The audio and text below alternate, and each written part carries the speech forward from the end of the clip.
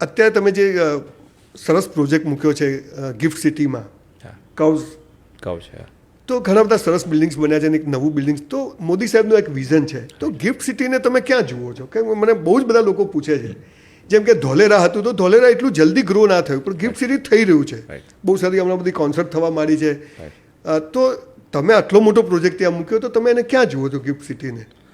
ગિફ્ટમાં total અમારી પાસે 5 land location છે, એમાંથી એક અમે કોર્પોરેટ હાઉસ કરીએ છીએ અને 4 અમારા પ્રોજેક્ટ છે. સો ટોટલ અમે 40 લાખ ફૂટ બાંધીએ છીએ. કેમ ગિફ્ટ સિટીમાં આટલું બધું કામ? બિકોઝ ગિફ્ટ સિટી તમે જુઓ તો ઇન્ડિયાથી અલગ છે.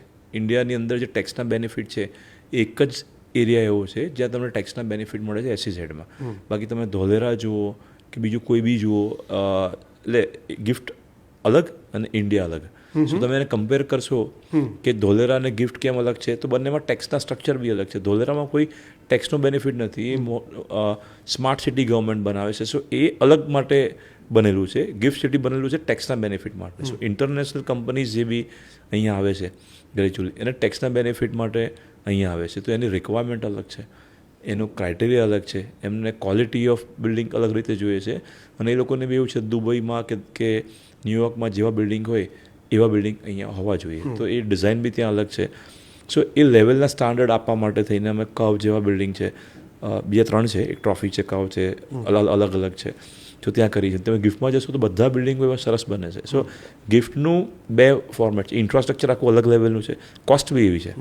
સો જેને દુબઈ જવું છે કે જેને ન્યુયોર્ક જવું છે, પણ એની સામે દુબઈમાં આજે તમે 10,000 કે 1,000, 2,000, 5,000 દિરામના અપાર્ટમેન્ટ મળે છે, અહીંયા એ કોસ્ટ નથી. સો એની સામે અમદાવાદની કમ્પેરમાં એનું આખું સ્કાયલાઇન અલગ છે.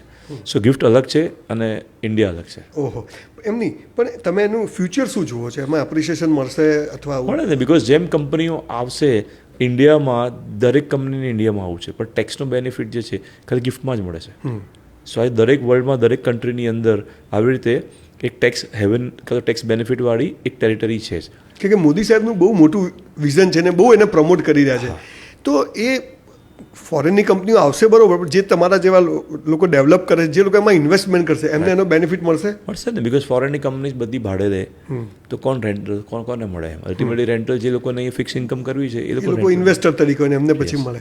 એટલે જે આખી સ્કાયલાઇન જે અમદાવાદમાં વાત કરતા એવી તો અત્યારે તૈયાર થઈ રહી છે, તો એ બ્યુટીફુલ આવું કામ લોકો કર્યા કરશે તમારા જેવા. હમણાં જેમ આગળ એક ક્વેશ્ચન પૂછ્યો ને કે એવો કયો એરિયા હતો કે જે આખો સરસ દેખાય? હા, જે આના પછી એક ગિફ્ટ સિટી જશે કે તમને આખો એરિયા સરસ દેખાશે. ઓકે. બાકી જેમ તમે સિંધુ ભવન જુઓ કે આંબલી જુઓ, એમાં અમુક જ દેખાય. હા, પેચીસ આવે, પણ આ આખું એવું ડેવલપ થશે, એટલે આમાં કોઈ 19-20 વાળું કામ નહીં થાય.